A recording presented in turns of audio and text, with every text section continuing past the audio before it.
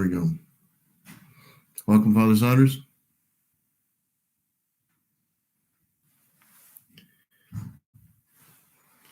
Okay, I'd like to call the meeting to order, please.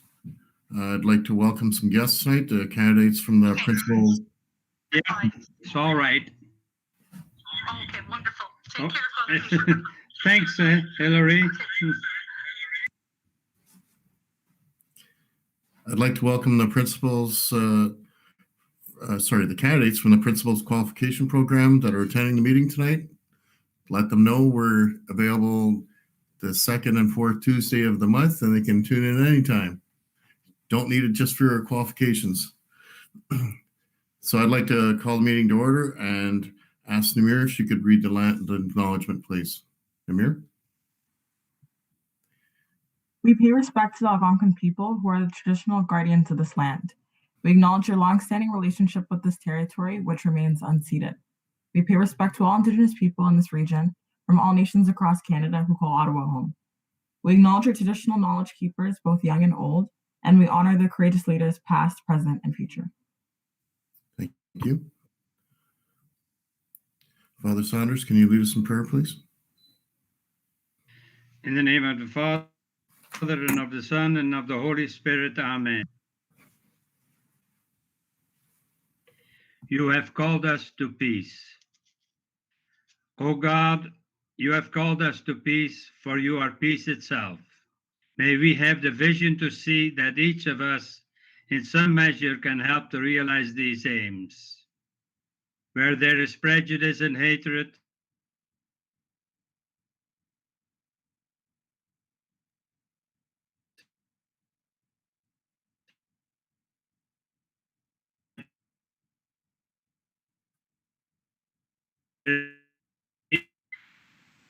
and where there is poverty and disease, let there be prosperity and health. And where there is strife and discord, let there be harmony and peace. And we ask you this through Christ our Lord. And we pray for our staff and students, extended family members, especially those who have lost their lives due to the COVID-19. And please remember in your prayers the following persons who have passed away. Brianna Garvey, a student at Lester B. Pearson High School. Margaret Dolina Fraser, mother of Patricia Thompson, educational assistant in the Special Education and Student Services Department. Alex Kanya, husband of Yolanda Kanya, coordinator of the International Languages Program, Continuing and Community Education Department.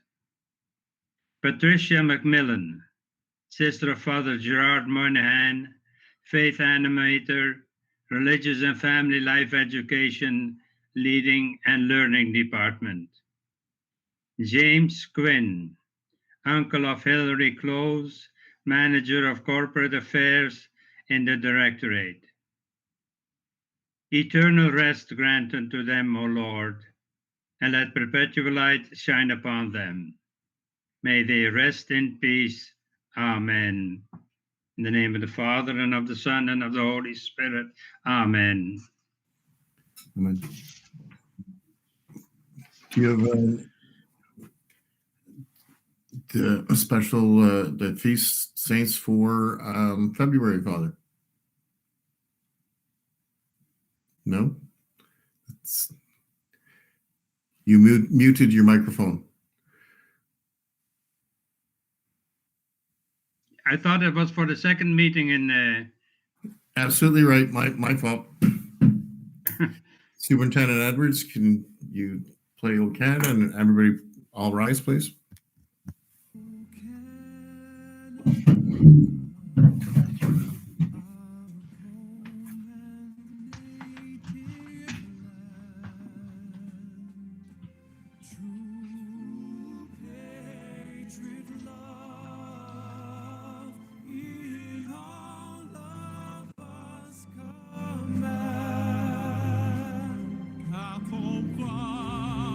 Accompagné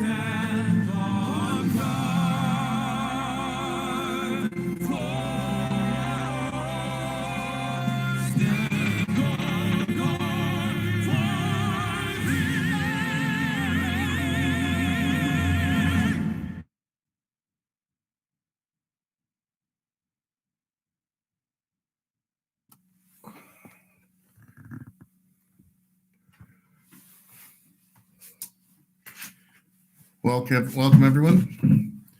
Hope everybody's keeping safe and are well. We'll start the meeting with the school student department profile, which is the memo from the Superintendent of Special Education and Student Services, mental health strategy and vision 2021 to 2024 initial reflections. Superintendent Seguin, welcome. Thank you, Mr. Chair. So through you, it is my pleasure to introduce our new mental health lead, Dr. Richard Balduc, who will be sharing with us an overview of very important mental health supports offered to our students at this time. These are examples of many other supports that we offer to our students, whether they attend school face-to-face or whether they are in virtual. As well, Dr. Balduc is in the process of collecting data from different stakeholders in order to define the 2021-2024 mental health strategy. I would like to take this opportunity to thank Dr. Balduc for the many articles that he is already writing for the benefit of our schools and of our system, but as well he writes articles for parents, and these are published through the CSPA newsletter. He is a great lead for our board. Our strategic commitment, Be Well, has taken a whole new meaning during this pandemic. Dr. Balduc. Thank you. And thank you very much for having me here this evening. I'm going to ask to bring up the slideshow if it's possible. Thank you. Well, tonight I'll be presenting to you the Mental Health Strategy Vision, Initial Reflections for 2021-2024. And we'll move to the next slide. This first slide is an indication of where I've been, and coming from South Shore of Montreal, I went to high school with the Brothers of Holy Cross, moving on to my university degrees at Université de Montréal, taking a Bachelor's of Science and a Master's in Criminology, working inside prison environments as well as through youth service bureaus and different areas of practice, even in industrial psychology. I was quick to come out to Ottawa, establish myself, my family here in Ottawa in the area, and work with the Catholic District School Board of Eastern Ontario. Moving off and coming through, of course, I forgot to mention McGill University, getting my doctorate there and getting training as a psychologist, both in clinical and counseling, as well as acquiring the skills for school psychology. Having trained in the area of school psychology, I was able to get employment here at the Ottawa Catholic School Board, and quickly was able to train and with Dr. Paquette, and having over 16 to 18 years of experience as a Tier 3 clinician, I was drawn to the position of mental health lead simply by the scope of being able to work with Tier 1 and Tier 2 level. I felt I was compelled to apply for the position, and here I am this evening. So my background is indicative of several places, several environments, and I try to bring it all together. And I certainly feel that diversity and equity in my role was essential. And working with children and learning disabilities, I felt quickly that it was my role to be in this position of mental health lead. Next slide, please. It's an urgency for positive mental health. Through Dr. Paquette's work initially in the first and second vision that came about with the mental health lead role, and speaking with and connecting with, of course, with Manon, the urgency for positive mental health was essential. We know clearly that there's need for hope. Hope is crucial. We know that we are moving towards, and through pandemic, of course, and post-pandemic, it will be more than important to bring about an urgent supportive mental health strategy that will be reflective of the needs that are important. It's also important that we know, and I know this as a third tier intervener and psychologist, that the first and second tier are essential. The importance of literacy of mental health for educators will be crucial, and it's already in place. And as Manon indicated earlier, I have been writing letters. We have been looking at intervening at the education level with parents, as well as administrative tasks going through CLL, presenting the importance of connecting with high schools, both elementary and high schools, in fact, and communicating the message and the urgency for a positive mental health strategy. Next slide. We feel, and I felt, the continuity of and adaptation of innovation is essential in this role. We want to focus tier 1 level. We know that there has been virtual involvement, and I have connected with virtual academies as well to connect and understand what the needs are there. But we are returning back to face-to-face. And then we have been moving through it in that process and connecting and understanding the need for that mental health action kit that has just been released in January was essential to promote wellness during these challenging times. And more importantly, encouraging the help seeking that's needed out in the system. And I've done this by communicating directly with principals in elementary and high schools and connecting through Screencastify's messages to open up this action kit from School Mental Health Ontario that is essential to educate and understand the first tier levels and second tier levels of intervention. Resources and learning opportunities, we want to provide classroom-ready resources that are ready to be opened up by educators so they know that they have the skill set and the tool set, that they can also relate this information, and parents can also look at it and also understand what they can do at home through even working with the children and understanding and knowing that there's hope in what they can do and learn from this toolkit that's being released. Next slide, please. School Mental Health Ontario and Vision is extremely combined. Not only is it important in our board, but our sister boards as well, and looking around the province at other boards that are also implementing various strategies and connecting with Peer 1 and through the Peer 1 principle of Tier 1, as well as the principles that are important in understanding what the strategy will be about. Mental health workers, stress groups, and ongoing stress groups, in fact. We had stress groups that started through the fall, and we are ongoing. We've had a record number of applicants for ongoing coping stress groups. We've had over 300, and we are ongoing with these well into the winter with groups of 16 to 18 groups and ongoing with a high demand. So this is speaking very loudly for that tier 2 level implication. And through School Mental Health Ontario, we were able to mobilize these kind of factors. And not only that, but through our health workers, we were even able to combine in with psychology to combine in and help us out with applying the tier 2 strategies. We're also looking at ongoing launch of the mental health toolkit as it will go on through the winter, well into the spring. We want to focus as well on equity across the systems. Next slide. Our mental health strategy for 21 to 2024 will be important to define a strategy that will reflect the post-pandemic needs. It will be important to increase the mental health literacy in elementary and high schools, as I noted, but it will also be important to understand through equity the Indigenous, racialized students, our 2SL, LGBTQ+, and the impoverished in our system. New Canadians, mental health, illness, and special education are at the forefront as well. These were already included in the previous strategies, but they will be essential as we move ahead to reflect the needs of our population in our school system. We'll focus on elementary to K-6, high school parent and guardian involvement, and it'll be essential to maintain these needs and to address these concerns directly with these populations. We want to also include online learning and its impact, but also understand what's important for this online learning as we move ahead. Next slide. Moving forward is to create videos and PD resources, as I mentioned, to map out and implement third path processes that have been already included, and also to concur the implementation of mental health strategy that will be board-wide, but looking also at different boards that have applied this process as well. We want to focus on mental health workers to continue the groups of stress, but also relieving pressure on tier 3 level by having a very good and strong literacy level that will be implied and understood within classroom settings, as well as through different high schools across our system. We're going to continue with ongoing associations with School Mental Health Ontario, and as Manon indicated earlier, presentations at CIAC, CSPA, and other community patterns will also, through the partners, again, will be embedded as we move ahead towards our development and vision. Next slide. To conclude, I did indicate for your consideration various other slides that were embedded in there to understand and for you to see the impact of our tier 2 groups that have been put in place. With this, I'd like to conclude, and I thank you for your attention, Mr. Chair. At this time, we're happy to take any questions that you may have. Thank you very much, Dr. Balduc, and welcome to your new role. Is there any questions or comments from the trustees?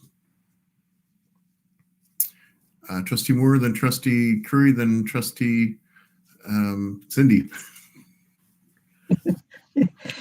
Thank you, through you, Mr. Chair. Thank you, Dr. Baldock, for your very high-level overview of what's going to be happening. But for the 75 viewers we had for the last meeting, let's hope we get somebody. How does a virtual student ask for help? Virtual student asks for help by going directly through the school process. There's principals, the classroom teacher can ask if there's a concern, and this is communicated to the principal usually, and there's either a second or third tier process that's involved in place to help the student to address the concerns that he or she might have. So don't be afraid, just ask somebody. Correct. Thank you. Trustee Curry. Thank you, Mr. Chair. Through you to Dr. Baldock. I may have missed it, but could you just explain what is the difference between Tier 1 and Tier 2? And then I have a little follow-up. Very good. Thank you for your question. Tier 1 is basically school-based or classroom-based interventions, such as the ones that are defined by School Mental Health Ontario. So these can be stress relievers, open discussions, visualization, any strategy that can be helpful to help communicate how a child in the classroom or in the virtual classroom might be feeling directly about a situation. And these have been proven, they're proven as evidence-based processes to hope and open the dialogue that's necessary. Tier 2, on the other hand, would be a smaller group, would be a mental health worker that would meet a group of students with a specific stress group to address concerns that might be more directly related to stress. These are subclinical, they're not clinical concerns, but they're based on strategies to help understand or have an understanding of feeling barometers or having an understanding of where they're at with regards to pressures that might be there. These have been proven to be essential and helpful. And again, I'm reverting back to School Mental Health Ontario with their action kit that's been in place to help specifically with those Tier 2 strategies. Okay, thank you, Doctor. And just to follow up on Trustee Moore's question a bit, you were saying that the how you get this help is the student approaches the principal or staff. Does it all just flow that one way? Is there PD given to staff to be able to identify who students who might need help are, or does it all flow just that one way? Absolutely, and a very good question. It's through the Tier 1 process, as I mentioned, in School Mental Health Ontario, there's specific mechanisms that help the educators understand, listen, follow through whatever concerns that might come from the students in the classroom. It's important also that I've been out there and actively pushing forward at that Tier 1 level, what we call a mental health literacy that will help teachers understand how to embed in their curriculum through these modules various methods to listen to the students' needs as well as to apply them as best as possible. Paired again with letters and communications, it's important that teachers understand that there's help that's out there and there's supports that are in place through our these various vehicles that are presented or modules that are presented through School Mental Health so that they feel that they can have the tools that are required to address the needs of the students. And through you, Mr. Chair, may I just add as well, the teacher observation of the students, whether it's virtual or face-to-face, is very important. And often teachers will speak to the parents or will speak to the school administrators to flag students who would need such support. In Virtual Academy, we are offering our psychologists and social workers and everyone in student services, we are offering virtual counseling sessions as well, one-on-one. So it can be small groups, it can be one-on-one, but it's also the basis is what Dr. Baldock is saying, is making sure that everyone understands what well-being is. That is our first step. But there are many ways of observing and supporting students. Great, thank you. Trustee Simpson. Through you, Mr. Chair. Dr. Baldock, I was wondering if we were keeping any data on the types of students that were accessing these programs. For instance, marginalized students, Black students, Indigenous students, LGBTQ, and just boys versus girls, because boys tend to not go for the sitting in a group and talking about issues. And I would be curious, because my concern is always that we reach that child that feels isolated, sitting alone in the lunchroom, playing alone in the schoolyard. And if we don't have data to figure out if for reaching those kids, how will we know? Thank you for your question. We are keeping data with regards to the Tier 2 level stress groups.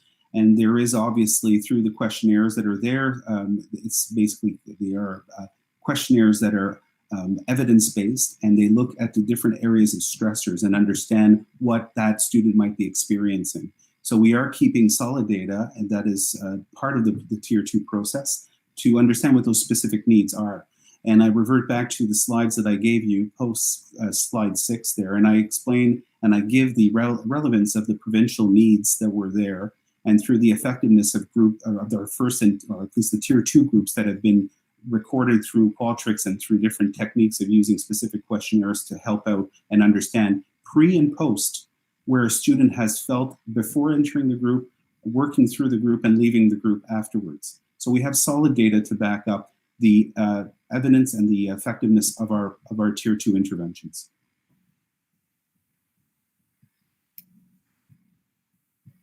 Trustee Coburn? My questions have been asked and answered. I appreciate your presentation. I just want to formally welcome you to the board as well. I can't think of a time where this is more important as we go through this pandemic, but clearly some of the strategies that you've outlined are good strategies for our board. So look forward to seeing you from time to time. So welcome. Thank you very kindly. Is there any other questions or comments? Trustee Curry. Thank you, Mr. Chair. Just one quick one to Dr. Baldock. It was, and it follows up on Trustee Simpson's question a bit. In the slides, the one you didn't show us about the Tier 2 interventions right at the end there. However, when I did look at it, it said that there was 486 students involved from grade 7 and 8. Oh, no, 2/3 of the 486 students involved were from grade 7 and 8. And that was in the coping with stress groups. And I was just wondering, why is there such a predominance of grade 7 and 8 students? Do we offer it more at that level, or is it related to the curriculum, or is it just that age group has more stress? That's a very good observation. Absolutely. We had a higher number of 7 and 8s that applied for these groups. We generally find that there's a higher, there was a higher involvement, a higher need for being part of these groups at that 7 and 8 level. And we're certainly aware that with the second group, the second wave that has occurred of these groups now, we've seen a higher level of grade 10s to 12s or grade 9s up to 12 that have applied and are participating in these groups now per se. So we're seeing a very positive outcome. In fact, we've had over 306 requests over the last first period of groups after the stress groups have been offered again in January. So we're seeing very positive numbers there. Okay, thank you. Trustee Armstrong. Through you, Mr. Chair. Sir, are there any plans in the works to survey families to gauge mental health impacts? Currently, what we're at the phase of doing, and this is what I've actively been doing with the release of the action plan, as well as being new as in the role of mental health lead, has been to not just do a soft launch of mental health, or rather school mental health action or Tier 2 level, but I've predominantly pushed very forward a Tier 1 communication, sending letters, offering supports to families through either various organizations in the city, so that families felt through January and February they weren't left out without information.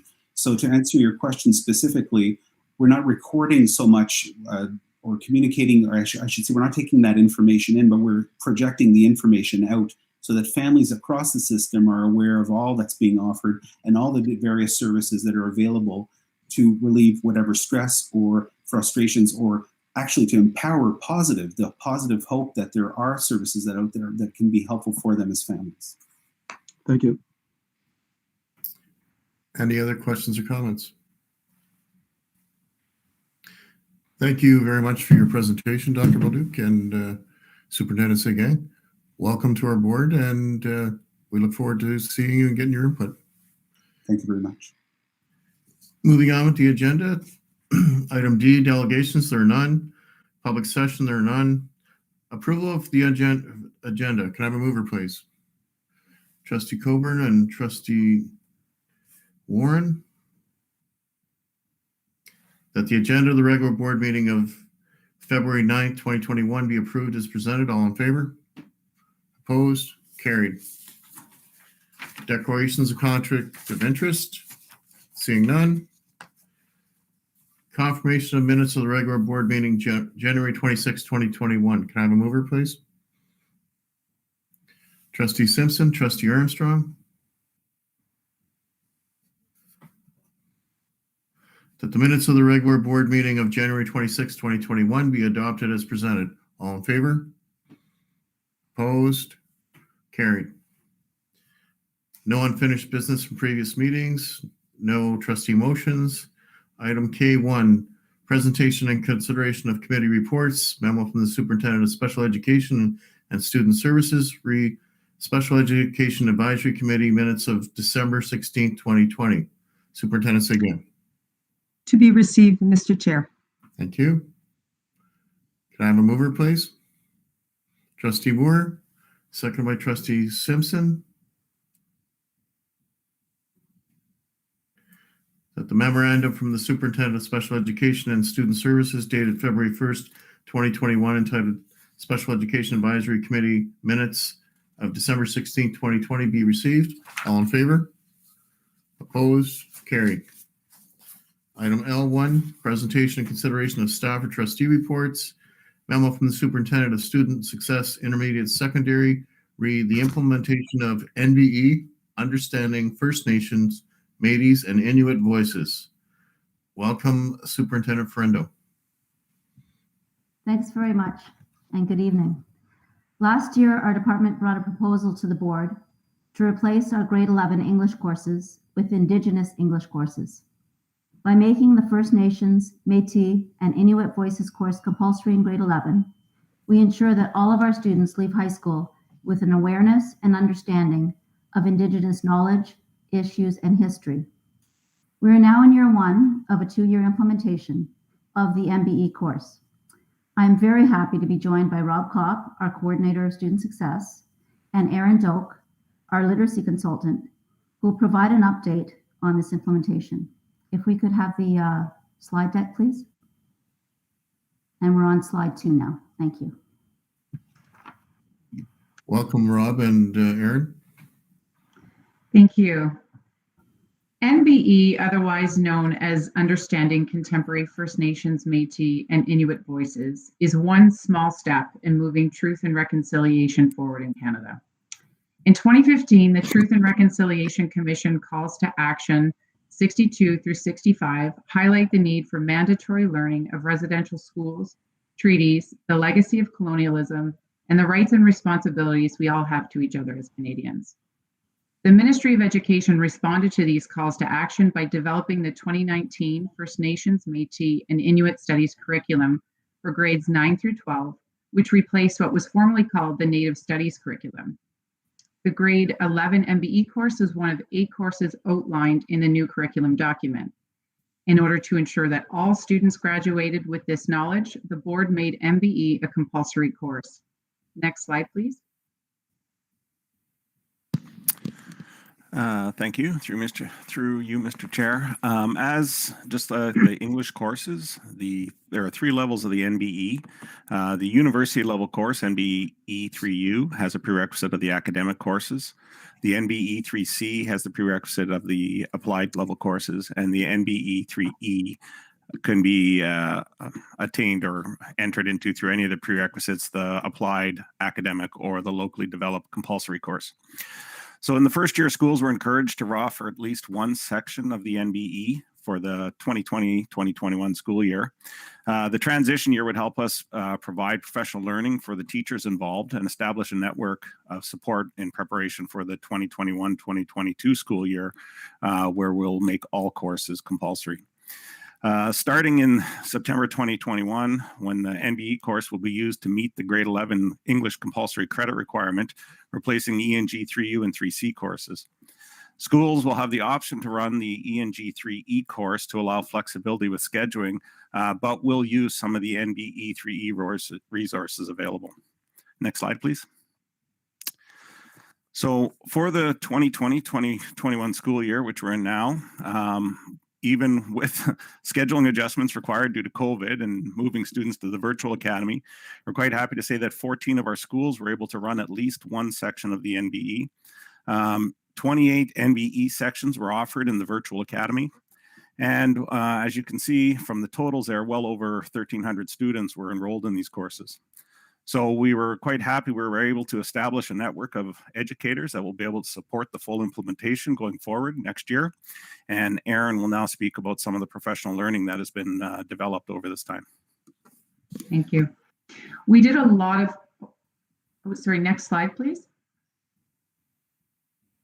We did a lot of PD to prepare for this transition, and I'll just speak to some of them. Tuesday Indigenous Talks was one of the most successful and far-reaching ways we provided PD to teachers. Every Tuesday from April to June, we hosted award-winning authors like Jessie Thistle and Tanya Talaga virtually to all OCSB staff. We were able to reach hundreds of teachers and colleagues each session, both synchronously and asynchronously. It was so well received that we've continued these talks into the school year on a monthly basis. To support teachers with course materials and resources in the classroom, we ran a summer writing project with OCSB educators. These materials provided teachers with a day-by-day plan for a full semester of both MBE 3U and 3C. We partnered with the University of Ottawa and Indigenous community members to ensure we were building culturally responsive materials and aligning assessments and pedagogical practices with those being taught in post-secondary. All of the work we've done to date has been consolidated and shared with teachers on the MBE landing page, which is located on the slide and available for your viewing. Next slide, please. In terms of the curriculum, all of the overall curriculum expectations for MBE are the same as the grade 11 English course. The main difference is that MBE has an additional strand called First Nations, Métis, and Inuit Perspectives, which allows students to access all of the same skills they would in the grade 11 English course, but through an Indigenous lens. The oral communication strand differs slightly in that it includes all of the same overall expectations again as ENG 3U and 3C, but it has an oral tradition component where students have to demonstrate their understanding of Indigenous oral traditions, how they communicate meaning, and how they are used in contemporary communities. And they must demonstrate the use of culturally appropriate listening practices. Next slide, please. There are many steps to take on this path forward. We will continue to provide synchronous and asynchronous PD. Alana Trines will provide the board with virtual and bilingual course called The Path, which will continue to support teachers to dive deeper into the context of the literature they are teaching. We're currently working with a board researcher to collect student and teacher feedback so that we can continue to learn and improve this course. And finally, centering Indigenous voices will remain a priority in building this course, which we will continue to do through our learning partnerships with Indigenous knowledge keepers, elders, community members, boards across Ontario, university partnerships, as well as our Tuesday Indigenous Talks. Next slide, please. We've received an overwhelming amount of positive feedback from students, teachers, and colleagues on the course so far. As with anything new, there is always some reluctance prior to beginning, but once people have taken or taught the course, the language quickly changes. We're hearing students say that this is the spark they needed to be motivated in literacy, and that has been a transformative and eye-opening experience. Teachers are saying that this course is putting English back on the map as students are seeing the relevancy in what they are learning. There have been countless emails from students thanking their teachers for the course. Next slide, please. One of the most common threads of feedback we are hearing is that reluctant readers are engaging in literacy more than ever before and asking for additional materials to read on their own. Indigenous students have reported that seeing themselves and their cultures reflected in a positive light is making a difference in their learning experiences. Next slide, please. So this course is one small step in climbing the mountain described by former Senator Murray Sinclair. It addresses the calls to action and the history and legacy of First Nations, Métis, and Inuit people. This is not a linear climb, and it will take time. The Haudenosaunee Iroquois believe that the decisions we make today should result in a better world 7 years into the future. And I believe the decision that the board made to make this course mandatory will do just that. Thank you. We thank you for the opportunity to share our progress in the implementation of the Indigenous English course. We're really excited and really pleased by our progress so far, and we're very happy to take questions at this time. Thank you for your presentation. Any questions or comments by the trustees? Trustee Lawrence. Trustee Coburn. Thank you. Through you, Mr. Chair. This is for Aaron. Aaron, good to see you again tonight. I have a question about the webinars. I did hear Tanya Tagalog, but I didn't realize it was a regular event. Where would you get the links for those to click into those in the evening? Where are they posted? You're on mute. My apologies. Great question. Through you, Mr. Chair, we share the link to these sessions through the board business, as well as we share it out through Twitter and social media, and we send it out to via email to English and Contemporary Studies teachers. Okay, good. Thank you. Trustee Coburn. Good. Thanks for the presentation. My first thought is not a question. It's where was this when I was in high school taking English?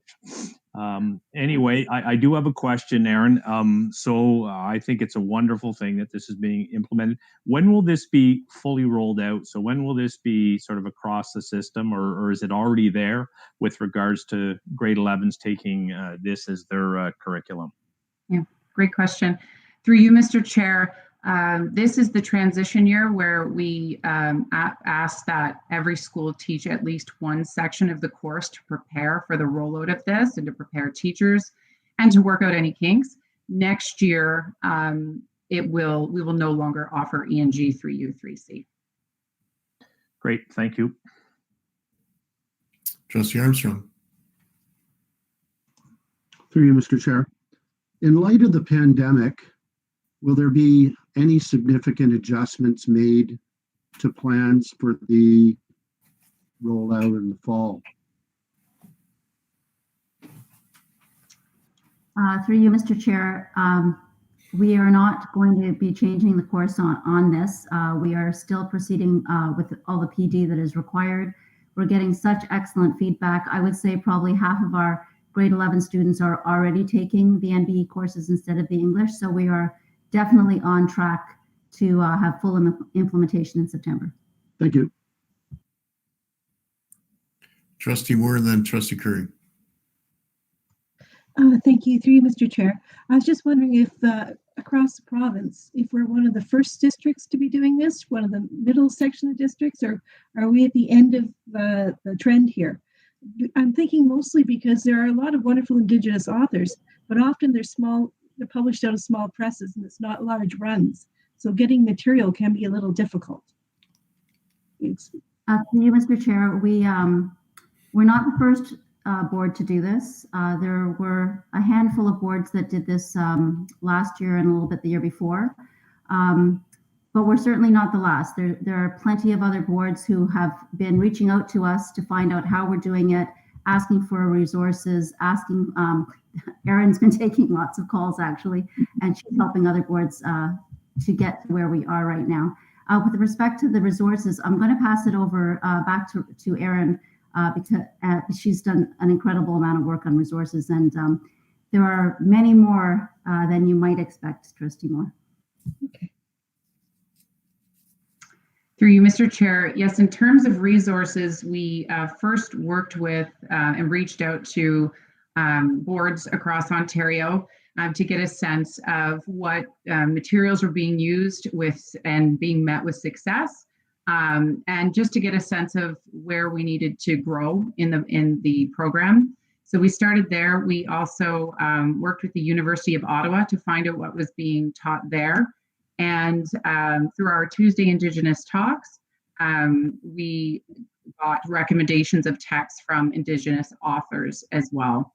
And in terms of building the materials, like I said, in the summertime, there was a writing project that took place. So we build this course from the first day to the last day, that a student would take it for the teachers to support them.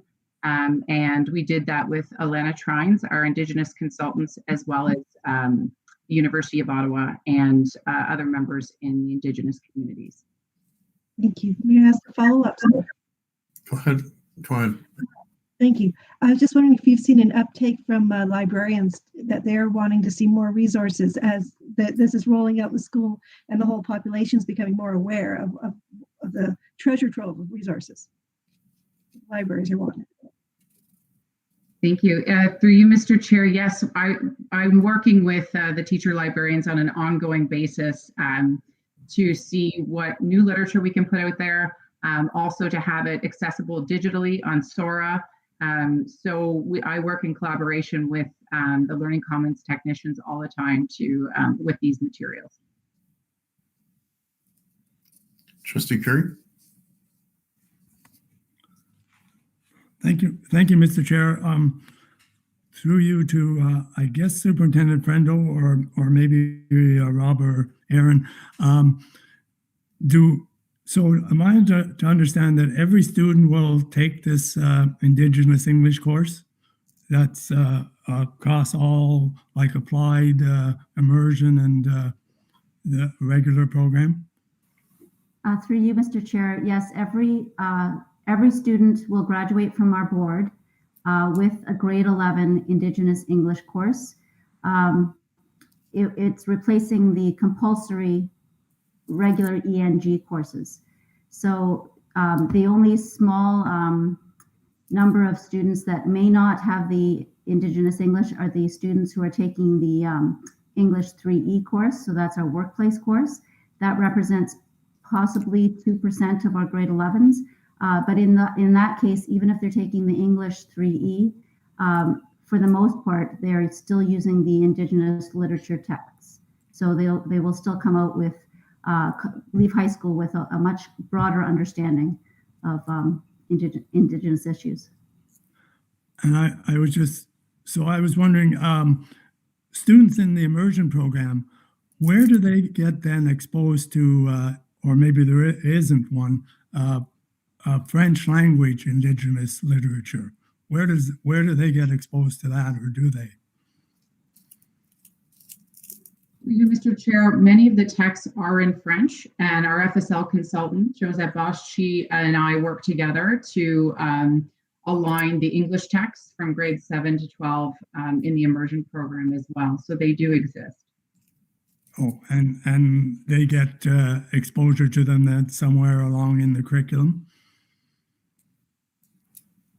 And to follow up, our immersion students would be taking the regular English courses, English grade 11 courses. So instead of taking English 3U or 3C, they would be taking the NBE 3U and 3C with their non-immersion peers. Okay, thank you. Trustee Warren. Thanks, through you, Mr. Chair. More of a comment, Aaron. I just actually received a presentation today from St. Joseph's High School, where my daughter goes, where they talk about the course selections, and they have a great slide talking about this and the rollout and the initiative for this. And ironically enough, I was speaking to my daughter tonight about this before we had this presentation, so she's actually pretty excited about taking this in grade 11. So it's a great job. Thanks. That's great to hear. Thank you for sharing. Any other questions or comments? Well, thank you very much for your presentation. It sounds like the students are excited about the course, and believe it or not, I had to do a book report in grade 10 or grade 11. I walked in the library and I just grabbed the first book that was closest, paperback book, and it was an Indigenous author, and it was a great book. And it was, don't ask me what the name was, that's like centuries ago, but it did open my eyes then. So thank you very much for your presentation. Can I have a mover to receive the report, please? Trustee Warren and Trustee McEwen.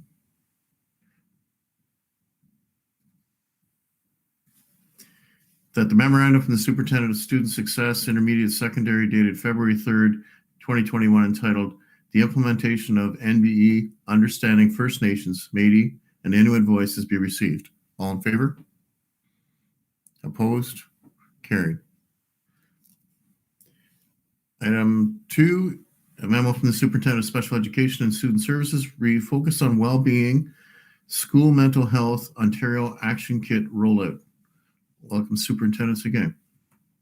Thank you, Mr. Chair. Through you, and as a follow-up from Dr. Balduc's presentation, our teachers in both the elementary and secondary classes have a huge impact on their students' mental well-being when they embed these strategies in their lessons or at the beginning or the end of the school day. And perhaps the work that they do at that level will have an impact and lower the need for one-on-one counseling at the tier 2. So their work is very important. Today, teacher Diane Prue from St. Cecilia with her principal, Jody Prevost, and as well teacher Aaron Guthrie from St. Peter with his principal, Linda Muhlenbrook, are here to share their experiences. We'll start the presentation.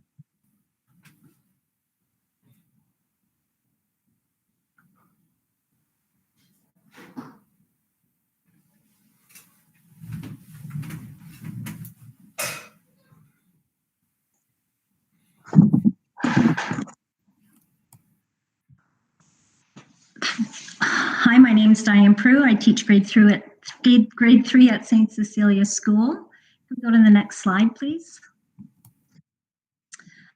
As we started this school year, a year like no other, we knew that students needed time to adjust to being back at school after so many months of uncertainty, being home. Focusing on learning and wellness at school by building relationships in our classroom allowed students to feel safe and welcome so they could engage in academic learning.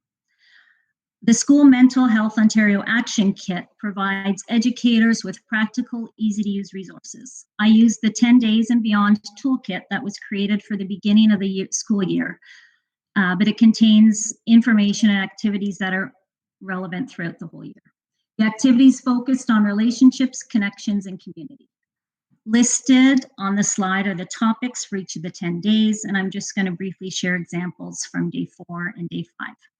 The focus for day 4 was on identifying and managing stress. Students experience a large range of emotions every day: excitement, worry, frustration, sadness, confusion, happiness, and many struggle to identify and appropriately express their feelings, especially in primary. Learning to notice different emotions and name them can help students communicate how they are feeling, and understanding how they feel allows students to deal with that emotion.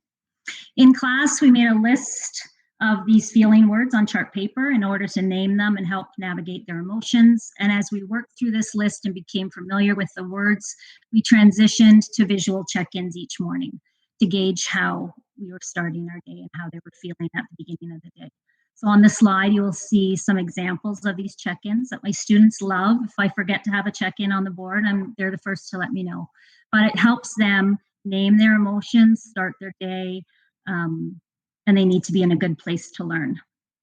If we go to the next slide, it's just a synopsis of day 5, which the focus was for stress management and coping.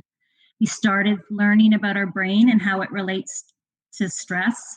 The Action Kit does a really good job. It recommended books to read, so I chose a book, we read it. We reviewed our zones of regulation, talked about strategies we had to move ourselves from the red, yellow, or blue zone into the green zone. And every day students are exposed to big and small challenges. With practice and support, they can learn ways to respond to these challenges and to grow more resilient. After discussion, students shared their existing coping skills, and you can see their ideas on the examples on the slide. And then we added a few additional items to their toolkit by viewing the posters shared with us from School Mental Health Ontario. These posters, a few of them are at the bottom of the slide, and these posters are in our classroom and displayed in the hallways of our school. We continue to use them throughout our day, throughout the year, along with other resources from the site. Thank you.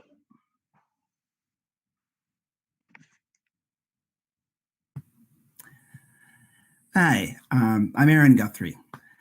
Last September, as I prepared to return to school, I felt a mix of emotions. I'd been living at home under lockdown conditions, trying to avoid crowds as much as possible. And so the prospect of returning to school was exciting. And I was looking forward to seeing anybody for that matter.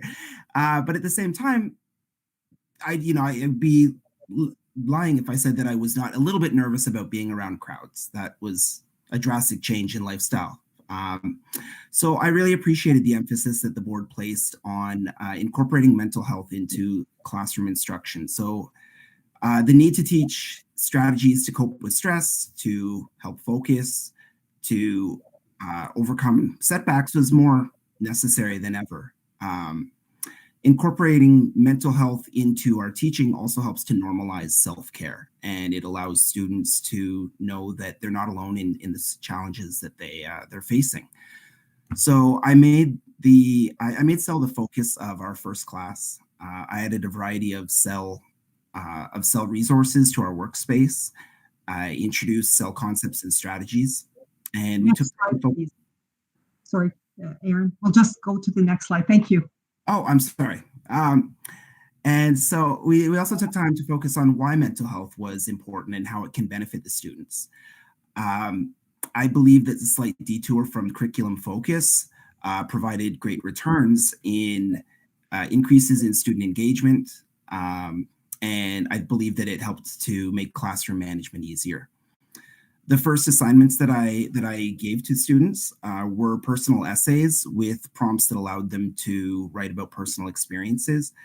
And I found this was a very easy way to quickly take a step forward in getting to know the students, and along with some other things.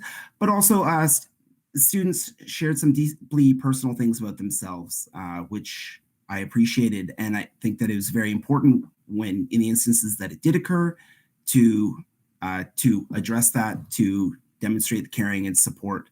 And I think that in all cases, students definitely noticed and appreciated that little, very simple extra step. I try as much as possible to embrace opportunities to share personal experiences and allow myself to be vulnerable in the classroom. As an example, we've had various discussions around issues pertaining to race, and in sharing some of my own experiences, I've received a lot of feedback from students that they appreciate my willingness to do that they're interested in knowing me, and that it also makes me more approachable. Throughout this pandemic, I think we all have been, of course, lacking in our social interaction. And so I've really tried to prioritize making the classroom a brave space where people feel comfortable to express themselves.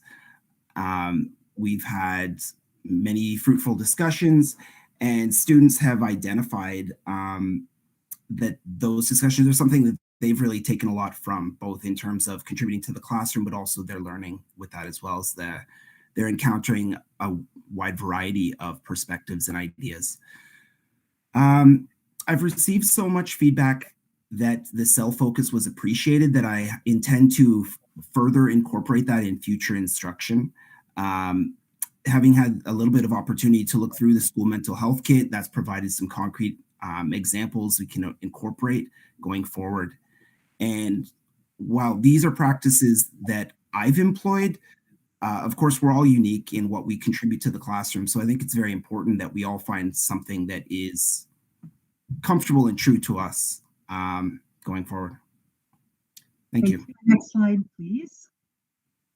So in conclusion to these two great examples from both elementary and secondary, I'd like to say that we've added to the slide deck a link to school mental health resources for parents and families. And we widely share that with our schools, asking our principals to share with parents. And you will see as well, there are resources for staff. We work in collaboration with Superintendent Steve McCabe and his team in order to share those resources, and they take it on obviously with the staff. So at this time, we're happy to take any questions that you would have. Thank you. Is there any questions or comments by the trustees, please? Trustee Lawrence. Thank you through you, Mr. Chair. Actually, this is just a comment probably for Jody and Diane. Those zones of regulations are wonderful in the schools. Like I have experienced the kids really using them, and there's a very high comfort level for it. I watched one today on Twitter from one of the schools in my zone, and the kid was just incredibly at ease with the whole thing. And I've seen them in other schools, and you know, the principal always bring the kids over to explain it to me.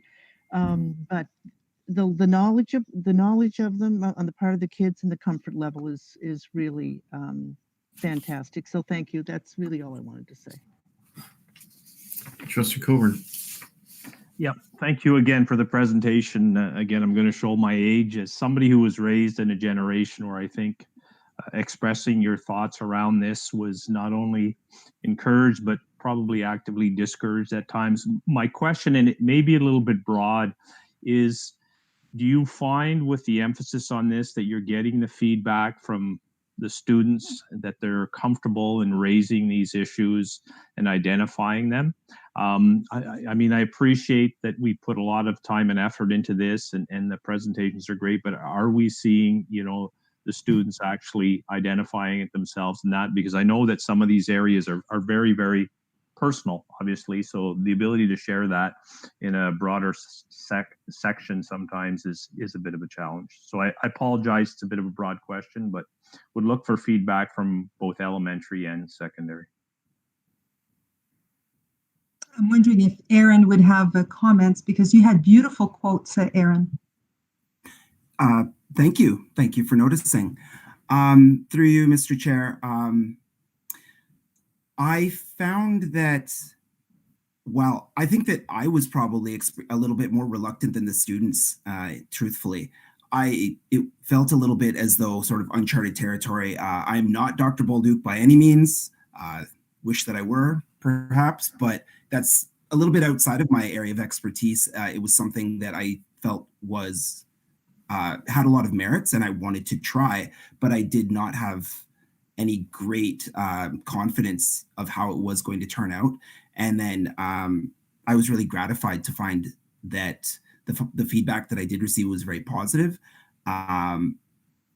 It was actually it's seeking general feedback on the course that some of this, that so many students specifically mentioned the cell and how this was something that was not typical of their experience, you know, throughout, and it went over very well. So it was really gratifying to me, and I think will help give me a little bit more courage to try to go down that path further.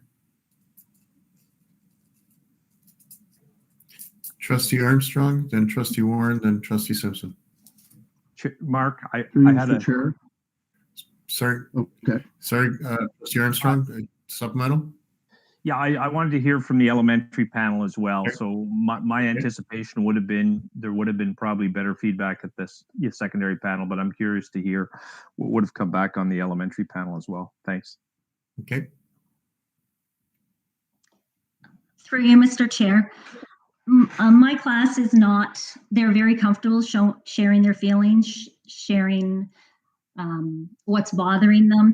Today is a perfect example of using those posters in class. A lot of my students had a difficult recess. There was lots of wars over boulders and forts today. And when they came in, they were they use their words. So I encourage them, use your words, use your feeling words. How are you feeling? So all those words came out: frustrated, angry. So we actually, the posters are in my class for mental health. So we went to a strategy, and I'm not sure whether one of them is on the slide, but it's a tense and release strategy. And then we did breathing. So they are using them, and they're not afraid to talk about their emotions. When we were online, I found the check-in was very helpful for me, and I found a big difference because my class did not enjoy online learning. They just wanted to be back at school, and I found those check-ins every morning helped me, and I noticed a difference in their emotions when they were at home online versus being back at school. Thank you both. Thank you. Trustee Armstrong.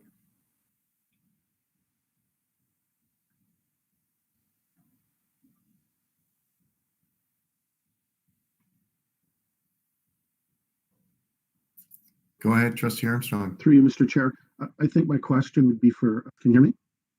Hello? You're a little broken up. Go ahead. Can you hear me? Yes. Can you give examples of how the action kit supports the well-being of educators, Dr. Balduc? Thank you very much for that question, and through you, Mr. Chair. The action kit is divided in 3 areas per se: one for educators, one for parents, and one for students. And there's an overmix of some of those the different, I guess, segments that are there that overlap clearly. So educators can also benefit from what is being given as instruments so that they can use inside the classroom, as we've just seen. And it actually permits them to feel at ease, more so knowing that they have curriculum and literacy, mental health literacy, to address the concerns. So as we heard earlier about outside and coming back from a recess where there's boulders and forts and there's animation about that, right away the teacher was able to effectively use a strategy of calming, which basically helps the process. So to answer your question specifically, it is really to pinpoint there are elements that are there for educators, for parents, as well as for children and youth. So this is the beauty of the action kit, is that it addresses all these different spheres altogether. Thank you. Trustee Warren.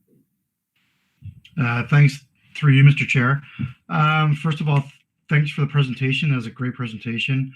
I'm very pleased to see the board really active in doing mental health and working around mental health, especially with everything going on right now. It's nice to see that it's becoming more of a conversation rather than, back in my day when I was growing up, you didn't really talk about it too much. I think Bella Let's Talk is helping a lot with that too, but it's kind of a 2-part question.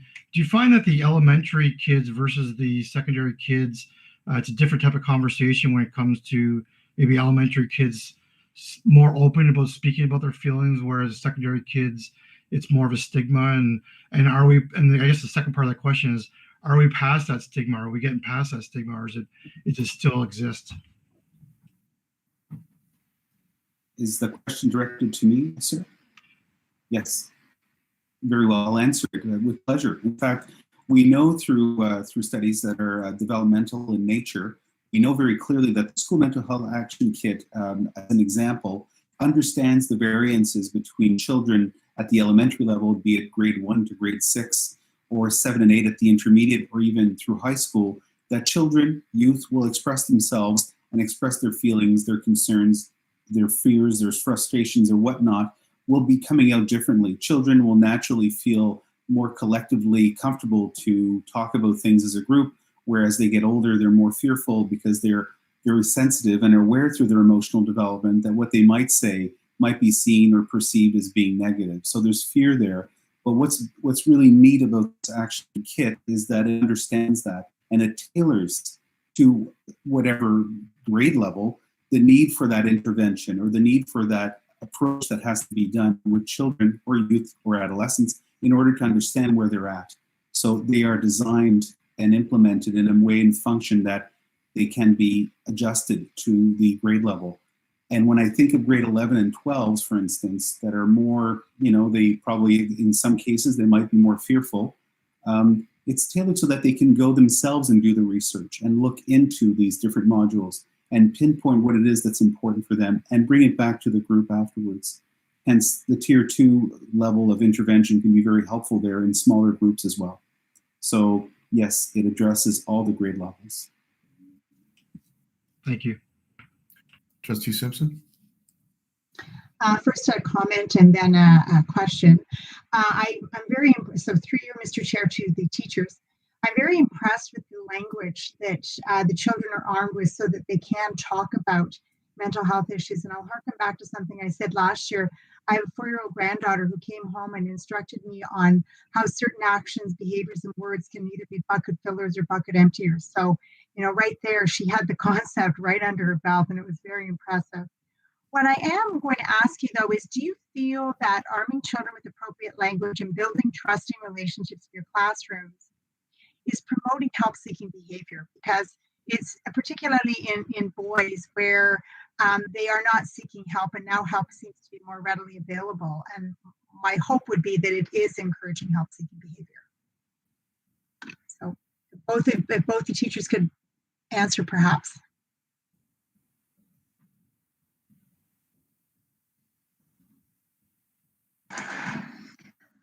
Through you, Mr. Chair, I guess I'll go first.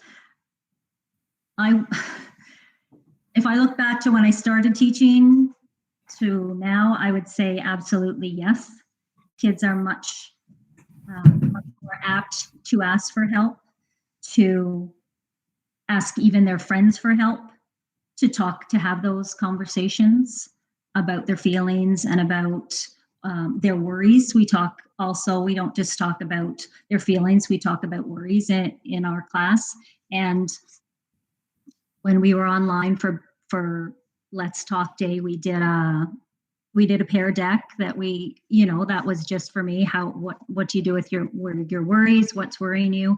And it was just for me. And at the end, they were like, "Well, when are we going to share them?" Like they wanted to share their worries with their friends, and because the other slide was what do you do with that? Like, where do you go? How do you deal with that? Again, going back to our toolkit and trying to fit some of that in. And they were a little upset that they didn't get to share that. It was just for me. So it's good to see as an educator those conversations, and that there's no I don't see it anyway, especially in primary, there's no stigma attached to it at this point. Thank you. I identify with comments that I've heard from several of the trustees who have talked about how far we've come from their experiences when they were in school. And that rings true for me as well. And I feel that it's impressive to me how comfortable many of the adolescents that I've been dealing with are in expressing themselves. And I think that it's even more striking. I don't know if it's sort of which comes first, but the biggest difference that I notice actually is the empathy demonstrated by their peers in helping to create that safe space and encouraging people and in celebrating these people who are brave enough to open up. And that's what is most striking to me, is that it doesn't take much encouragement from, outside. It just sort of occurs organically, where people are really encouraging each other and saying, hey, it's really great. It's brave of you to do that. And it sort of runs itself to some degree. It's really great to see. It's awesome. Trustee Curry. Thank you, Mr. Chair. This would be for Aaron and Diane.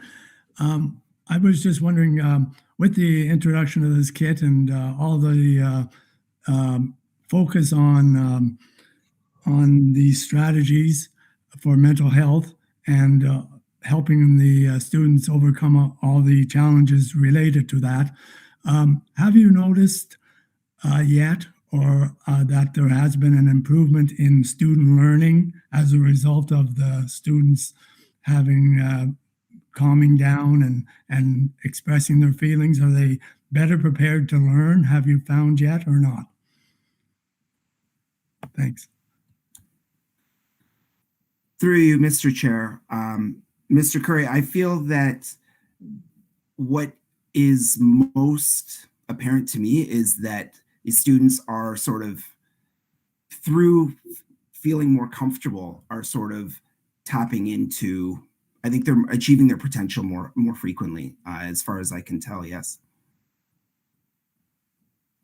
I'm not sure. I think that might be too brief for you. But I definitely feel that in my own experiences, that being comfortable allows me to more freely just sort of show what I can do. And I think that that's probably common to all of us.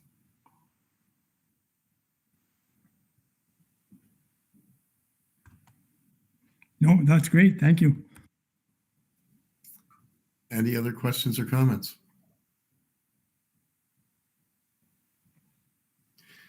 Thank you, Dr. Baldock. I must say I was very, and through you, Mr. Chair, Mr. Curry, I found that to be a wonderful question that I have to just add something to it. We know that when children are at play, when children are in a restful mode, their brains, we know this through development, through a possibility where they can express their feelings, a place where they can express their concerns, or through play understand what's going on. We know that the sympathetic and parasympathetic system play together. When minds are at ease and are in a place where they can express and openly feel comfortable doing so, learning naturally occurs at a greater rate. So it's a wonderful answer from Aaron. But I wanted to just add the beauty of rest and understanding of lowered stress. Thank you. Are there any other questions or comments? Seeing none, thank you very much for your presentation. As Trustee Warren said, very much on the radar of everybody. As Dr. Baldock said, safety, once the child feels safe, then we can offer the learning environment. But if the child does not feel safe and welcome, then it provides a blockade to it.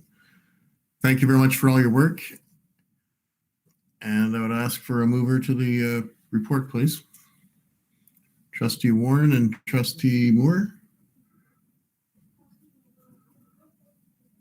So the memorandum from the Superintendent of Special Education and Student Services dated February 3rd, 2021, entitled Focus on Wellbeing, School Mental Health, Ontario Action Kit Rollout be received.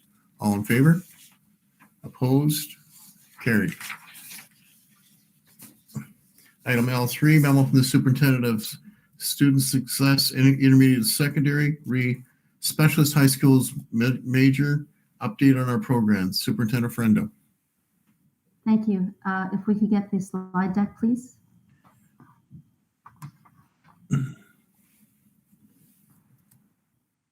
So, hi again. Very happy to be back and talking this time about some of our Pathways initiatives. 14 years ago, our board launched its very first Specialist High Skills Major program with 25 students. This year, we offer 37 Schism programs across 12 economic sectors. Deb Lawler, Coordinator for Student Success, will provide an update on Specialist High Skills Major programs at the OCSB. She will also describe some of the unique challenges, and there have been challenges, that we have faced this year in running Schism programs during a pandemic. Next slide, please. The Specialist High Skills Major is a ministry-funded program for any diploma-bound student. It's allowing students to explore a career sector that matches their skills and their interests. At the same time, they meet the requirements of the Ontario Secondary School Diploma.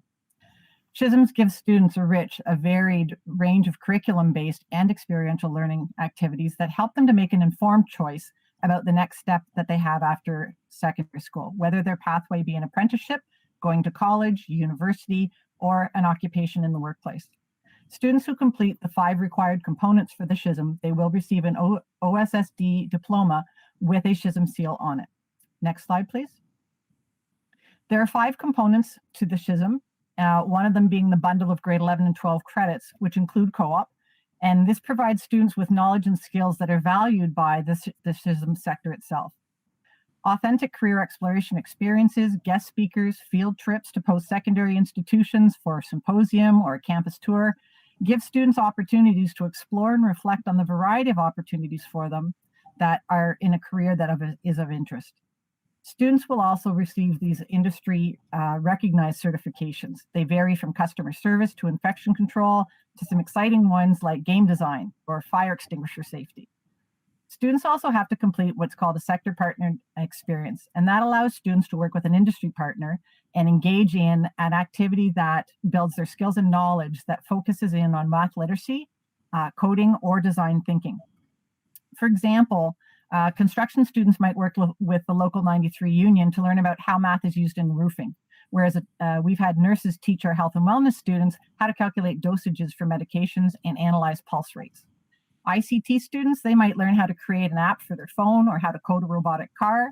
And arts and culture students could use the design thinking process with the Shaw Festival as their industry partner, say, to pitch a solution and resolve the challenge that they have. What changes would you make to encourage a younger, more diverse audience to engage with and to start viewing the Stratford Festival? Next slide, please. There are multiple benefits to being in a Schism program, many of which you see here.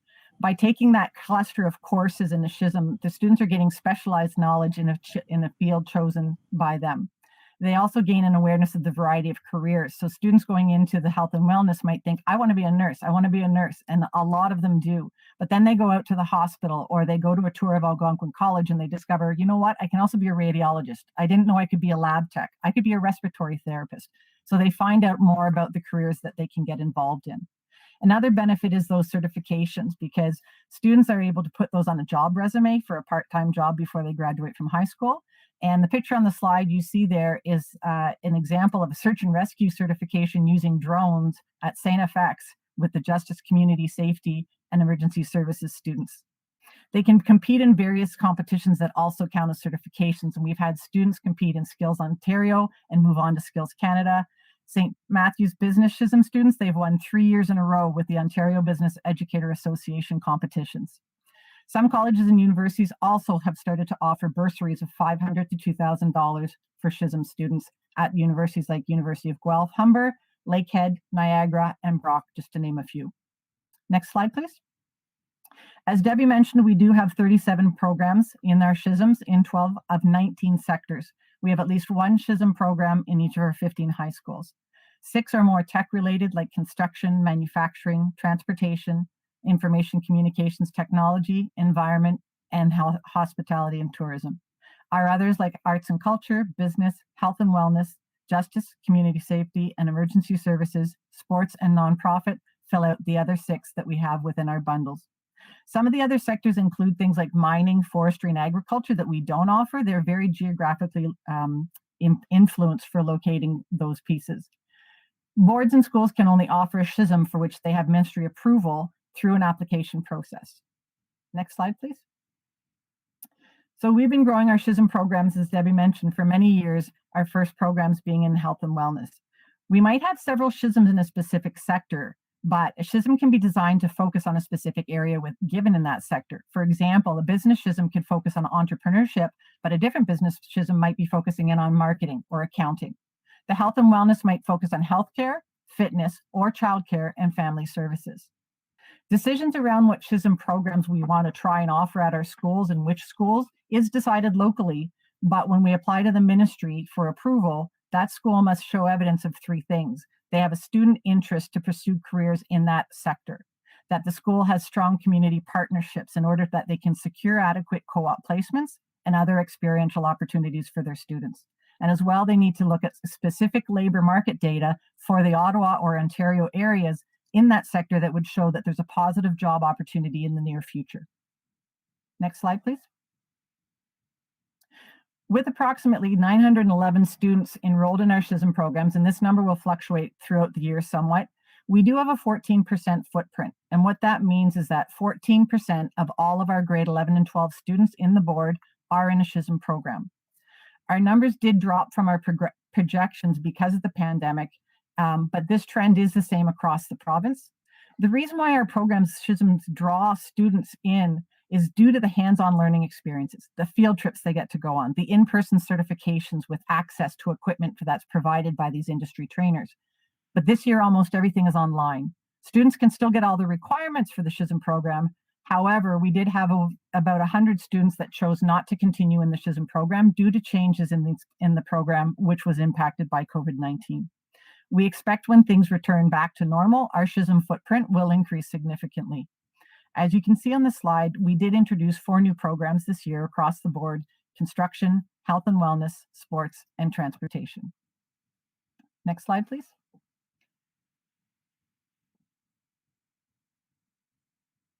Next slide, please. Sorry, yeah. In our 3-year trend, and I talked about the 14% footprint, it does state to be determined here in this part only because we're just waiting for the ministry to confirm the calculation of our footprint from their end. But we have been growing our numbers consistently if you look at our pre-pandemic time numbers. There are 2 pieces of data that the ministry does share with us: our footprint, which we've talked about, as well as a completion rate. And the completion rate is when our grade 12 students who are enrolled in the Schism program in September meet all the requirements and earn their Schism seal by June of that same year. We've been consistently above the provincial completion rate for the past 5 years. Last year, our completion rate was 83%, while the provincial completion rate was 70%. Next slide, please. Many of our face-to-face practical hands-on certifications, such as working at heights, can't be delivered this year because of the COVID-19 restrictions. So the ministry has added 4 new certifications to every Schism program to use as a substitution so students can still get their Schism seal. Co-op is the other requirement which has been impacted greatly. As you can imagine, with all the closures we've had, we haven't been always able to arrange the same number or the same types of co-op placements for our students. We have many students who are in the virtual academy, and they would need to do a virtual co-op placement, and these aren't always available. Fortunately, the ministry has been very flexible, and they've allowed for many different types of substitutions that we can use for the 2-credit co-op for this year only.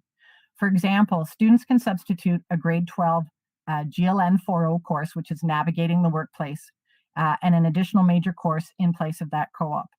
Because most of our schools didn't have enough students to offer this course, we designed an e-learning course to offer to all the grade 12 Schism students across the board in GLN 4.0 to ensure that students could take it and meet their requirements. Next slide, please. The Schism program, we know, helps to prepare students for jobs of tomorrow. It's key in increasing the awareness and our exposure to technology, to the skilled trades and apprenticeship pathways for students. The ministry has had a strong focus on building the skilled trades programs. And we've been very proactive and responsive to this, promoting the skilled trades exploration in careers through many programs and initiatives this year. In November, we held the Ottawa Catholic School Board Career Week. In December, we had a manufacturing career panel for grade 12s and 10 to 12s. In February, in the next week or so, we have our first ever OCSB STEAM Week coming up with an evening speaker for parents about 5 reasons to get into a career in the trades, the virtual career fair for our grade 10, 11s and Schism students, and some daily SEAM challenges. And lastly, and coming up in May in Skills Ontario, we have 10 teams competing this year. And in Techsploration, which is a virtual work experience for female students, we have many who are joining to explore careers in the science, checks, trades, engineering, technology areas. Thank you. So thank you very much for supporting all of our Pathways initiatives, of which we have many. And at this time, we'd be very happy to take any questions. Thank you very much. Trustee McEwen. Thank you to you, Mr. Chair, to either of the presenters. My daughter actually was at St. Pat's back in 2009 in the health program, and she is a nurse today. My question to you both, or either of you, one of the challenges she had was retaining her French immersion and doing the health program. Has that been addressed in any way? Through you, Mr. Chair. Yes, we do have our students who are in French immersion in our Schism programs. It requires that we make sure as students enter our Schism programs that they map out their 2-year plan for the courses that they're going to take. They're given samples of ways that this can fit for them. It could include taking an e-learning course in terms of making flexible scheduling for them. It could also include taking a Reach Ahead course in summer school, say an English course or a math course, in order that they could fit their co-op or their French immersion courses into their school year schedule. Super, thank you. Trustee Moore? Thank you very much. Through you, Mr. Chair. I know that you make it work because I just had a daughter graduate from a Schism who's special education, learning disabilities, autism spectrum. But I was wondering if you could speak to some of the accommodations that you make so that these kids can be successful. Through you, Mr. Chair. Yes, there's many accommodations that we can consider for the different requirements within the program. For example, when students are having to take their co-op placements, the co-op teacher can be working with the resource teacher and the high needs coordinators if necessary, taking a look at what the accommodations that might need to be made in their learning plan for their co-op placement, making sure that the co-op placement that they would go to would be an appropriate work area for them, making accommodations to length of time, the hours that they are spending on a certain task, breaking down a task if they had executive function, a learning disability, so that they can chunk pieces into time. I know that many of our leads have talked about when they're doing certifications that they may allow for extra time for a student if need be. They might do some oral questioning for students if you know, rather than having them have to simply do it from a written test. So there's opportunities where we can take a look at the different requirements for the Schisms and serve our students well. Thank you very much. Trustee Curry. Thank you, Mr. Chair. I was just wondering through you to Deb, if from the experience this year with the virtual academy and Schisms in the virtual academy, and then you mentioned, I think there was an e-learning course across the whole board. Is there any possibility that with our experience with virtual learning that Schisms will be able to be offered across the whole board, not just at one particular school?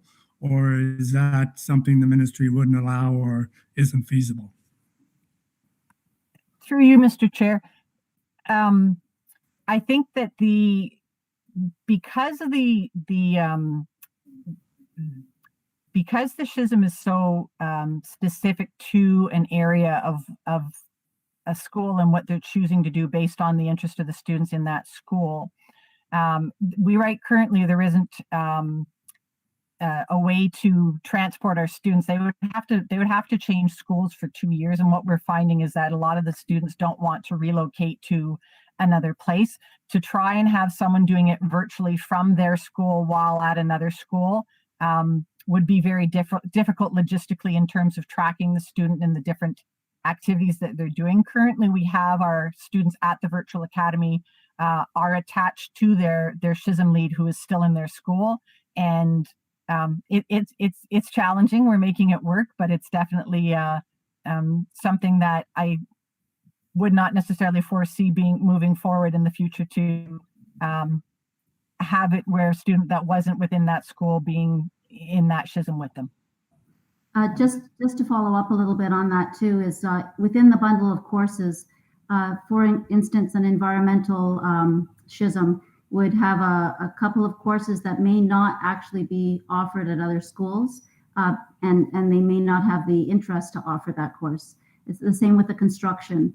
They may not offer a construction course at some other school, but they have it at the school that is offering the specialist high skills major. So some components might be able to be done over different schools, but it would be very difficult to offer the entire specialist high skills major program outside of the home school. Okay, good to know. Thank you. Is there any other questions or comments? Thank you very much, Deb, for your presentation. I've always been a strong supporter of the Pathways program, and it's important that students have a different pathway, don't use the word, rather than limiting it to university. And there are some very well-paying jobs at many companies that don't involve a university degree, but involve practicality and a trade. So I've always been a strong supporter of that. Thank you for your presentation. Can I have a mover to receive the presentation, please? Trustee Simpson and Trustee Coburn. That the memorandum from the Superintendent of Student Success Intermediate Secondary dated February 3rd, 2021 entitled Specialist High Skills Major Update on our programs be received. All in favor? Opposed? Carried. Item L4, memo from the Superintendent of Finance and Administration re financial statements for the 3 months ended November 30th, 2020. Welcome, Superintendent Schimmons. Thank you, Mr. Chair. So the memo before you gives you an update, a financial update in accordance with the financial reporting policy timelines. So I will be speaking to the first link that's embedded in your memo entitled the Statement of Operating Activity. So you may want to reference that while I'm giving an overview. The Statement of Operating Activities does give an overview at a macro level of where the original budget is trending for the first 3 months of operations. And I will just turn your attention to 3 areas to look at on this summary. The first being the top half of the page, which is the expenditure side of the budget, or basically the money out. And that indicates how our expenses are trending compared to the prior year for the same period of time, so the first 3 months. The second portion of this summary, you will see about 2/3 down the page, is the recovery of expenditure side of the budget, or what we may often call as revenues. Traditionally, our revenues, or the monitoring of our revenues, are more of a cash flow monitoring, because we generally know what our grant approvals are, and it's just a matter of timing when we actually receive the cash against those grants. This year, we do have some variances on revenues, and I will speak to that shortly. Lastly, the third item I'd like to highlight is the surplus deficit line for the year, and that's the bottom line, which we actually often call the bottom line. This year, as part of our approved budget from August 2020, you will see that that shortfall is in red, and it's a shortfall of $4.42 million. Those are items that are one-time related to COVID, and the board approved in August a drawdown from the accumulated surplus reserves, which is within the 1% compliance, in order to fund those one-time COVID-related items. When you receive your future update, and in December, revisions are put through in order to file a revised budget with the ministry. So within that revised budget, we will see that $4.42 million bottom line change. The ministry, subsequent to the board approving the budget, did release just under $12 million in funding related to COVID that was ministry funded. Additionally, they allowed for the board to withdraw from the accumulated surplus reserves up to 2%. So that approval with the board was $6.2 million.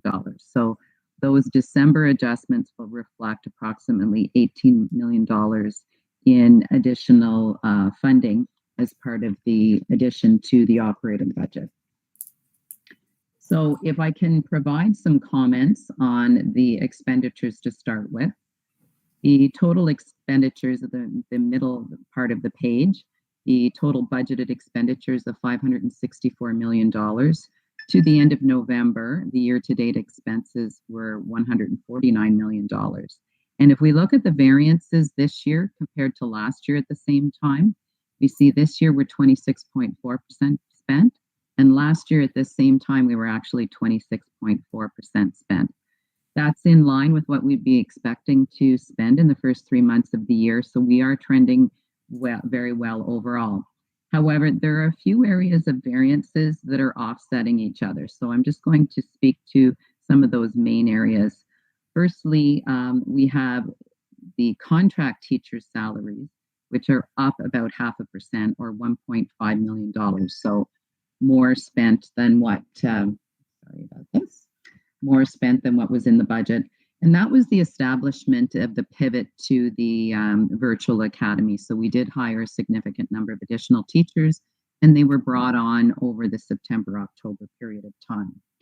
Also up in our expenditure line is the computer line, and it shows that we're trending significantly higher as 70% spent at the end of November.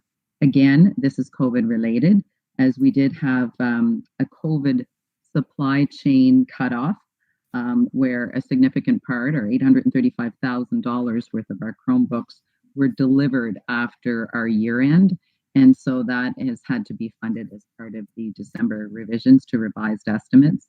But in this report, it's showing that it's an increase in expenditures. So those are two areas that are significantly up. But we also have some areas where we're seeing that we're trending down below what would be expected at this point in time. The first one is the staff development costs. And due to COVID, obviously, there have been savings related to travel and mileage and the cost for coverage in that area. And we're down approximately half $500,000 to the end of November. Also on the ECE line, we're down in expenditures. That's related to the EDP sites that were closed. So we did close 12 sites this fall, as well as we're experiencing lower than normal enrollment in those programs. And because they're fee driven, we see a reduction in the expenditure side as well as the fees side. Thirdly, we have continuing ed programs, which are down. So normally we'd be 20% spent at this time of the year, and we're down at 15%. That's related to a number of programs that were combined in continuing education in order to address the lower than normal enrollment. And finally, which does not really appear on your summary, but we know is trending, is that we are down in our transportation expenditures related to late startup, as well as a number of routes that were canceled or not running because of drivers self-isolating. So there were some cost savings related to that, some of which we hear the ministry will be recovering from our grants. So that nets out to that we're trending on the expenditure side, similar levels to last year. When we move further down to the page and look at the recovery of expenditures, we have in our budget $22.1 million. And to date, we've received $4.4 million in those receivables of revenues. So that's a variance of 20.2% this year versus 33% received last year. So that's a more significant trend. The notable variances that we see on that side of the budget is the Government of Canada, the LINK program. We're seeing it's only in at 9% received versus 19% last year. And that's just merely a timing because it's a claim-based revenue. And we did receive some of that funding in the December period. So it just missed the November cutoff. On the individual revenues, though, however, we're only at 16% versus 39% last year. Again, related to the extended day program and the reduced enrollment. So we're actually at about 25% of our pre-COVID levels at this point in time. And again, because it's parent fee based in that program, we see those revenues down. Additionally, our community use. So we would have normally had rentals for this 3-month period in community use. And due to COVID, we did not experience that this year. So overall, at November 30th, our first 3-month trending is within approved budget for expenditures. When we see the revised estimates, we will see 2 significant areas of change. The first one that I mentioned was the additional funding from the ministry for COVID of $11 million to support health and safety. So for example, PPE, cleaning, and some mental health, virtual learning significantly for staffing, devices, and internet. And as well, we will see an increase to the board approved withdrawal from accumulated reserves up to the 2% limit. So with that, I would be happy to take any questions. Thank you. Questions or comments? Trustee Coburn. Thanks for the presentation, Lisa. Lisa, are there any cash flow implications with what's going on with any of the revenues that are coming in from either the province or the feds? So the financial picture looks like we're in good shape, but I'm just wondering if there are any cash flow implications. So the cash flow implications are related more to the relief that the province provided for taxpayers for their tax support last June. But basically the ministry has made us whole in that respect. So we're still trending positively because of our accumulated surpluses that we have on balance. Although that being said, the interest rates are pretty low compared to prior years, but the cash flow is still positive. Thank you. Any other questions? Thank you very much for your presentation. Can I have a mover, please? Trustee Curry, Trustee Coburn. That the memorandum from the Superintendent of Finance and Administration dated February 3rd, 2021, entitled Financial Statements for the 3 months ended November 30th, 2020 be received. All in favor? Opposed? Carried. Item 5, memo from the Superintendent of Finance Administration re OSTA update for December 20th, 2020 and January 2021. Superintendent Shimmons. Thank you, Mr. Chair. So the December-January OSTA update is before you. A number of these items have been included as part of our most recent OSTA board meeting at the end of January, and some of them are still moving forward to the upcoming February meeting, but I will highlight a few of the items. The first one is the new contract amendment. So there was some funding that was provided from the ministry to flow through to operators for the COVID implications related to cleaning protocols and PPE implications. The OCSB share of that funding was approximately $1.2 million to date, and that money has been negotiated with the operators and has now been finalized and settled. So that's good that that is completed. The second item showing there is the interim strategic plan. So prior to COVID beginning, a process was starting to develop about updating the strategic plan that was coming due in the current year. It was paused during COVID in order for OSTA to be able to respond to the ever-changing needs of the COVID implications.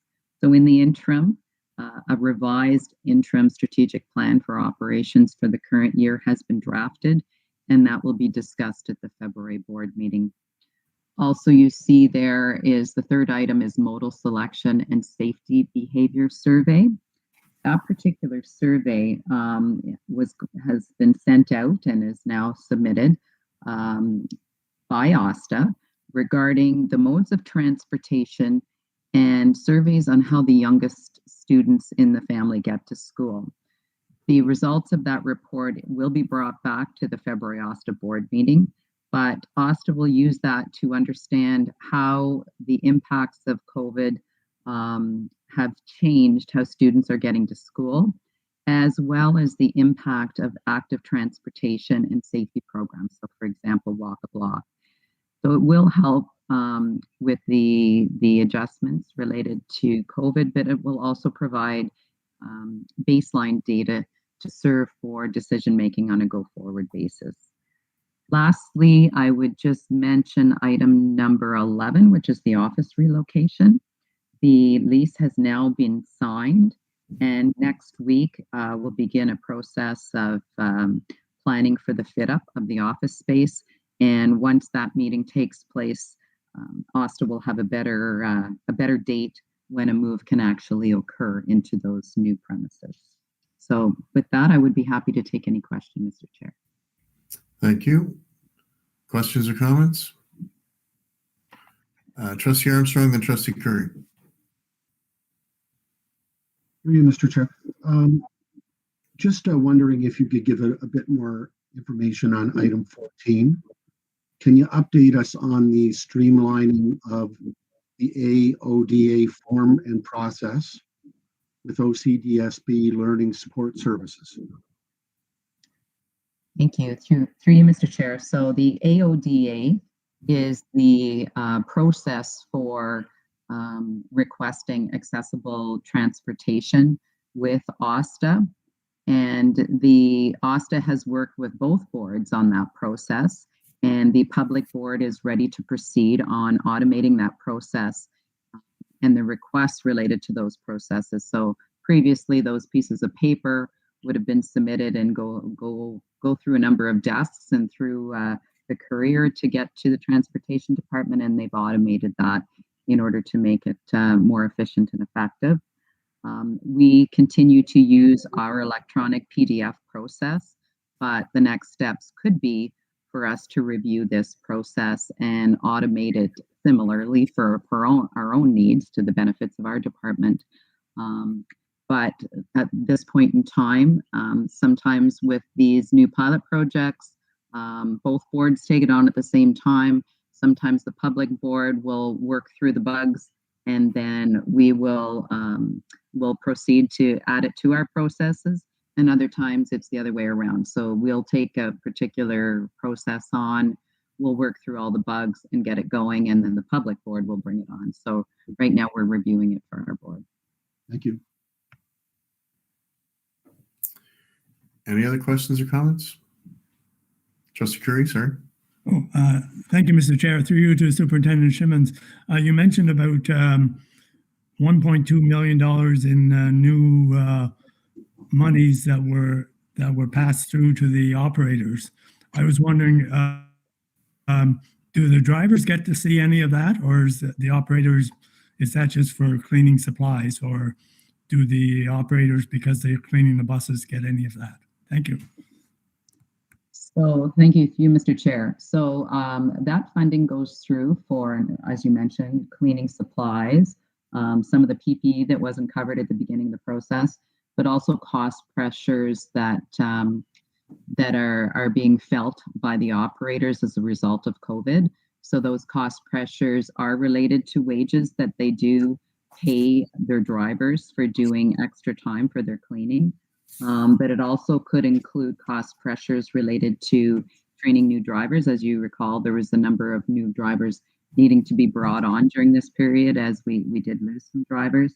Also, they do have some additional cost pressures related to self-isolation or quarantine whenever those drivers are put off. So that funding does address a number of areas, but one of those areas is flowed through so the operators can pay for the additional cleaning time. Thank you. Any other questions? Can I have a mover to receive the report? Trustee McEwen, seconded by Trustee Armstrong. The memorandum from the Superintendent of Finance and Administration dated February 3rd, 2021, entitled OST Update for December 20th, 20 and January 2021 be received. All in favor? Opposed? Carried. Thank you, Superintendent Shimmons. Item M, new business, there's none. Notice of motions, there's none. Confirmation of action report for January 26, 2021. Can I have a mover, please? Trustee Whitted. Trustee Moore. The action report covering the period of January 26, 2021 be received. All in favor? Opposed? Carried. Administrative announcements, Director? None? No, thank you. Okay. Motion to adjourn at 8:51. Trustee McEwen and Trustee Coburn.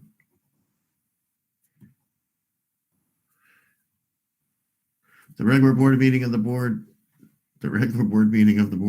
of February 9th, 2021 be adjourned at 8:51 p.m. All in favor? Opposed? Carried.